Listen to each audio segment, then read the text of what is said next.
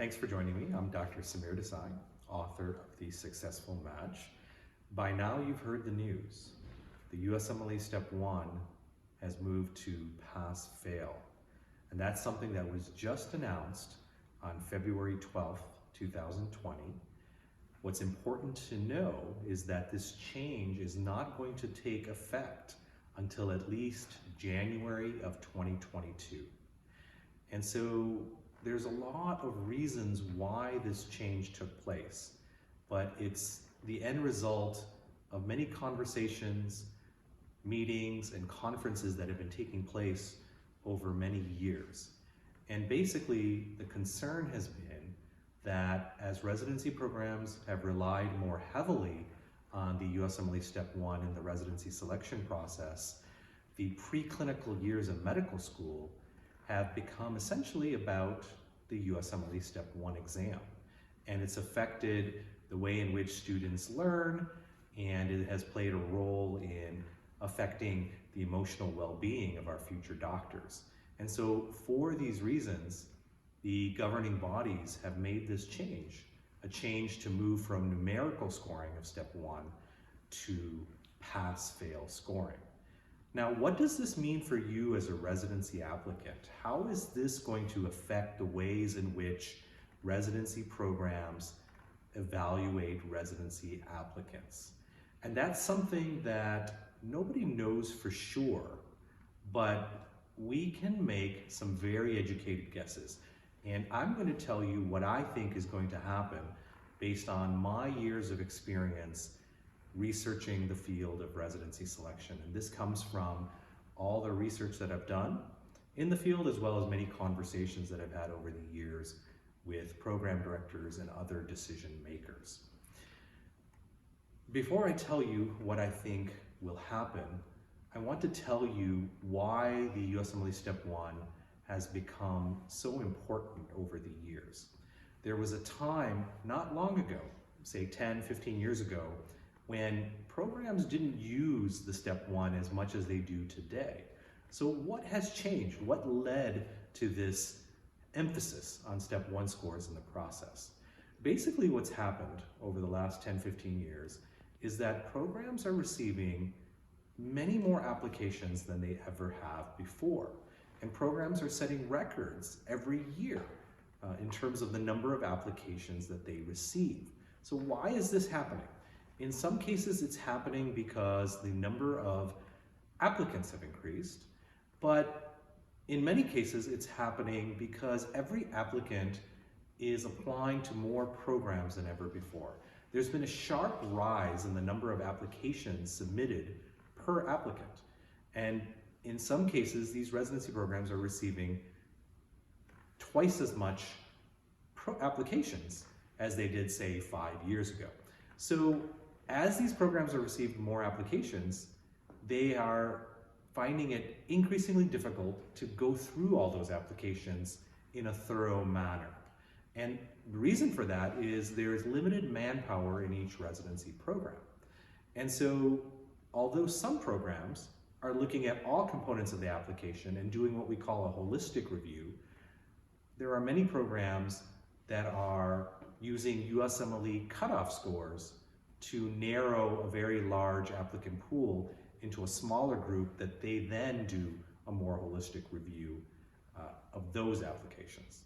And so with that in mind, we can now talk about what's likely to happen with this scoring change. So although this scoring change was put into effect with the hope that more programs would perform holistic review of applications, I suspect that because of the number of applications these programs are receiving, they are going to turn to another application component to do the same thing they were doing with the Step 1 exam, and that is they're going to use the Step 2 CK exam in lieu of the Step 1 exam. So the Step 2 CK exam is not pass-fail. It is going to remain numerical in its scoring, and although that could change in the future, right now what we know is it remains a numerical score. And so since that score is the one thing that every applicant will share in common, programs are going to be able to use the Step 2 CK scores to do essentially what they've been doing with the Step 1 score. And so this may cause some shift in the way that students and schools operate, because right now, the Step 2 CK exam is taken by US medical students mainly in the summer before they apply, so early in the 4th year of medical school. If we continue to operate in that manner, that is to take that exam at that point in the medical school educational process, then that means there's only going to be a couple of months between when you get your score result back and when you have to apply. And this can present applicants certain problems. Because let's say that you take your Step 2 CK exam and maybe it's not your best day. Maybe you weren't feeling well, or maybe there was something going on in your life that was affecting your studying.